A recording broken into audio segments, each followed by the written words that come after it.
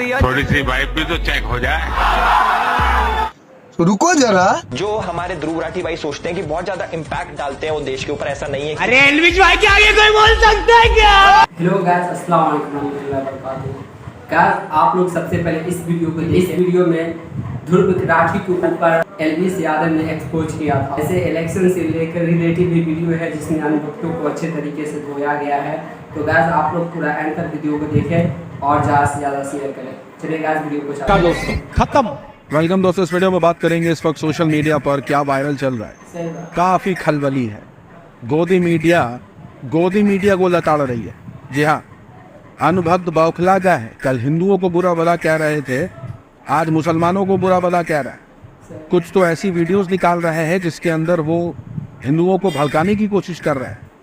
ध्रुव राठी पर एलविश यादव ने जब वीडियो बनाई थी तो एलविश यादव ने कहा था कि ध्रुव को लगता होगा कि वो बहुत इम्पैक्टफुल वीडियो बनाते हैं, उनकी वीडियो से इम्पैक्ट होता होगा, लेकिन ऐसा नहीं है। लेकिन अब अनुभक्तों ने भी मान लिया है। बहुत सारी अपडेट्स होने वाली हैं। सुबह से अनुभक्त जो है वो कुर्सी पकड़ के बैठे हुए हैं, क्योंकि ऐसी तस्वीरें, ऐसे बयानात निकल के आ रहे हैं जो अनुभक्त काफ़ी बौखलाए हुए हैं। शेयर करेंगे सारी अपडेट इस वीडियो में, लेकिन आगे बढ़ने से पहले आप सभी से गुजारिश कि चैनल को सब्सक्राइब और रीच के लिए लाइक, शेयर, कमेंट करना ना भूला करें। सबसे पहली अपडेट आपकी स्क्रीन पर तो एनडीए की सरकार बन रही है और अभी सोशल मीडिया पर ना भाजपा की सरकार, ना मोदी सरकार, ये सब कुछ भी नहीं चल रहा। मीडिया के भी सुर बदले। इस तस्वीर को जरा देखिए। इस तस्वीर में आपको कोई भी भगवा पहना हुआ नहीं दिख रहा है। सारे लोग पूछ रहे हैं कि क्या आप सेक्युलर हो गए सारे के सारे, क्योंकि ना नारों की बात हो रही है जय श्री राम, ना भगवे की बात हो रही है, ना हिंदुत्व की बात हो रही है, ना लिबास ऐसा है। उल्टा मोदी जी तो ग्रीन पहना हुआ है। साथ ही साथ कुछ ऐसे कंटेंट क्रिएटर्स थे जो पहले पॉलिटिकल कंटेंट्स बनाते थे, कभी कंगना का ट्रोल करना हो गया, कभी स्मृति ईरानी पर, कभी कुछ ऐसा काफ़ी होता था। कई क्रिएटर्स जो हैं फेमस भी इसीलिए हुए थे। फिर बीच में उन्होंने ऐसी रील्स बनाना, शॉर्ट्स बनाना बंद कर दिया था। ये लोग वापस से आए हैं। जी हाँ, कुछ वीडियोस काफ़ी वायरल हुई हैं।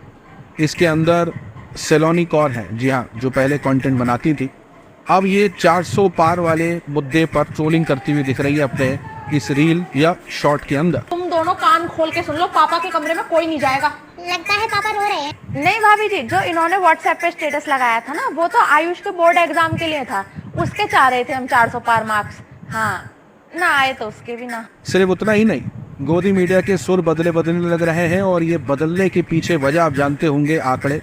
अब जब से ये आंकड़े आए, मीडिया अब सिर्फ जय श्री राम नहीं, राहुल गनवाल जो है क्या कह रहे हैं खुद सुन लीजिए। You say जय जगन्नाथ, you say जय श्री राम, you say सत श्री अकाल and you say खुदा हाफिज as well. Goodbye.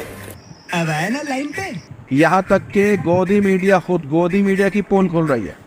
अब जिस तरीके से ये बातें चल रही थी कि ये फर्जी एग्जिट पोल दिखा करके जो शेयर मार्केट में उथल पुथल मचाई गई है, इस पर सवाल पूछेगा तो मीडिया पूछता ना, लेकिन वो तो पूछते रहते, लेकिन मीडिया ने इस काम को हाथ में ले लिया है।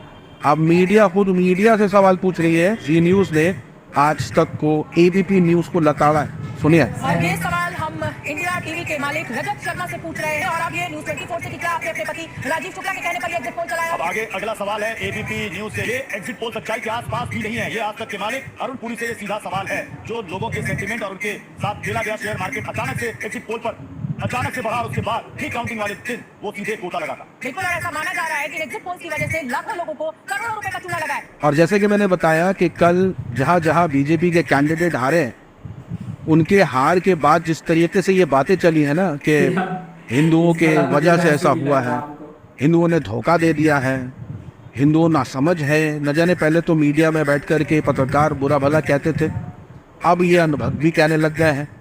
यहाँ अब हुआ ये है कि अब मुसलमानों को बुरा भला कहने लग गए हैं। एक अनुभक्त है, उन्होंने लिखा कि देश का मुसलमान उस मुर्गी की तरह है जो खाता तो इधर का है लेकिन अंडा दूसरी जगह यानी दूसरे घर जा कर के देता है। मतलब कोई सेंस नहीं है इस बात का, लेकिन नफरत तो फैलानी है। उन्हें ऐसा लग रहा है भक्तों को कि शायद नफरत फैलाने में कमी हो गई इन कुछ सालों में, तो और फैलानी चाहिए, शायद वोट ज़्यादा आए, पार्टी को ज़्यादा सपोर्ट मिले, क्योंकि नफरत शायद वो कम फैला रहे थे। लेकिन जब जनता ने जवाब दिया तब भी उनको होश नहीं आ रहा है। अब सुबह से कुछ तस्वीरें काफ़ी परेशान कर रही हैं भक्तों को। कुछ ऐसी तस्वीरें हैं जिसे देखने के बाद सवाल पूछने लग गए लोग कि ये हो क्या रहा है। आपकी स्क्रीन पर नीतीश कुमार और तेजस्वी यादव, जी हाँ, नीतीश कुमार जा रहे थे दिल्ली और तेजस्वी यादव भी दिल्ली जा रहे थे। दोनों एक ही प्लेन में सफर करके गए हैं। अब पत्रकारों का यह पूछना है कि 2 घंटे की फ्लाइट में क्या क्या बातें होंगी। सब जो है बस अपनी नाखून ही चबा रहे होंगे कि क्या बातें हो रही। स्पेशली अनभक्त तो काफी परेशान थे। यहाँ तक कि कुछ ऐसी तस्वीरें भी सामने आने लग गई, लोग मीम्स तक बनाने लग गए। आपकी स्क्रीन पर थोड़े मजे लीजिए। सफेद कपड़ा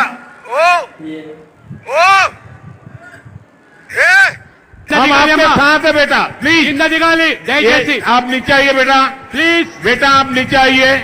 यहाँ तक कि ये रिपोर्ट भी आ रही थी और सूत्रों के हवाले से बताया जा रहा था कि शिवसेना शिंदे के कई सांसद उद्धव ठाकरे जी के संपर्क में है। क्योंकि महाराष्ट्र में सूत्र ये जानकारी दे रहे हैं कि एकनाथ शिंदे के गुट शिवसेना के जो सांसद जीत कर आए हैं वो सांसद उद्धव गुट के संपर्क में हैं। तो सुबह से यानी कल तो परेशान अनभक्त रही रहे, आज भी पूरा दिन वो परेशान रहे हैं जब ऐसे ही अपडेट्स आने लग गए मीडिया के अंदर।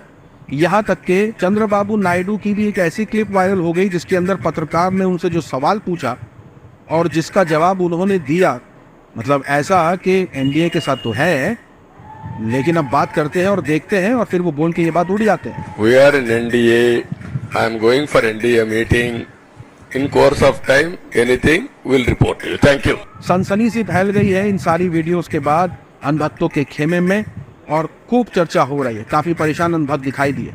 यहाँ तक कि चंद्रबाबू नायडू के पुराने ट्वीट्स भी खंगाले जाने लगे। ध्रुव राठी भी इन ट्वीट्स को निकाल करके अग्री करने लग गए, जिसके अंदर चंद्रबाबू नायडू ने भाजपा सरकार पर निशाना साधते हुए कहा था कि democracy have been under attack under BJP rule, यानी बीजेपी सरकार के अंडर डेमोक्रेसी अंडर अटैक है। और इस पर जो है वो ध्रुव राठी रिएक्शन देते हैं। ऐसे तो 2019 का ट्वीट था ये, लेकिन ध्रुव राठी इस पर रिएक्शन देते हैं अग्री। उल्टा अनभक्तों को और चिढ़ाया जा रहा है क्योंकि लगातार वो एक एंगल निकाल के दिखाते हैं। जब भी कोई विपक्ष में नेता चला जाता है तो उसकी ऐसी ऐसी तस्वीरें निकालते हैं जहां वो कभी टोपी पहना हुआ है मुसलमान वाली, कभी वो इफ्तार पार्टी में जा रहा है, कभी कुछ, तो उसको एक पोर्ट्रे किया जाता है, देखो ये तो मुसलमान है। अब लोग इस तस्वीर को शेयर कर रहे हैं अनभक्तों के साथ कि अनभक्त अब तुम क्या बोलोगे। यहाँ नीतीश कुमार भी टोपी पहने हुए हैं और चंद्रबाबू नायडू भी टोपी पहने हुए हैं। ऐसे बैठे हुए जैसे वो नमाज में बैठे हो, वैसे तक बैठे हुए हैं। अनभक्तों को खूब ट्रोल किया जा।